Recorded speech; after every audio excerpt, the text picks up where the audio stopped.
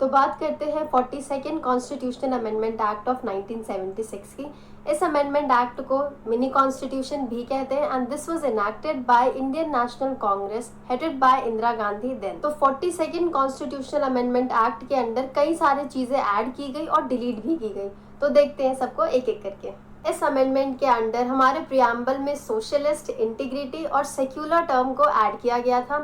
And the second point is part 4A जिसे fundamental duties भी कहते हैं, इसके अंडर आर्टिकल 51A को इंट्रोड्यूस किया गया था एंड आर्टिकल 51A बात करती है सिविक रिस्पॉन्सिबिलिटीज को। 4 ऑफ द कॉन्स्टिट्यूशन जिसमें डीपीएसपी की बात की गई है, इसमें 3 आर्टिकल्स ऐड किए गए हैं, article 39A, article 43A and article 48A।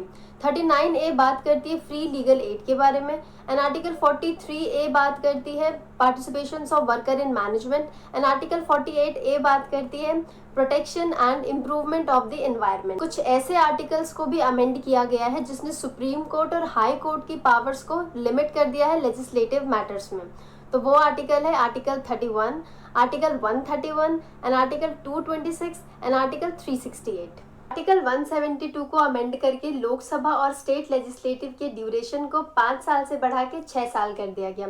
Emergency के articles article 352, article 356 and article 360 इन सभी को अमेंड करके प्रेसिडेंट की पावर को बढ़ा दिया गया था और अब किसी भी इमरजेंसी को अप्रूव करने के लिए 2 महीने की नहीं 6 महीने की अप्रूवल लेनी होती। स्टेट लिस्ट के कुछ सब्जेक्ट जैसे forest, education, protection of wild animals and birds and weights and measure, इन सभी को कॉन्करेंट लिस्ट में ऐड कर दिया गया। Part 14A which is about tribunals was also added under the same constitutional amendment act. If you find the video informative, do like and follow.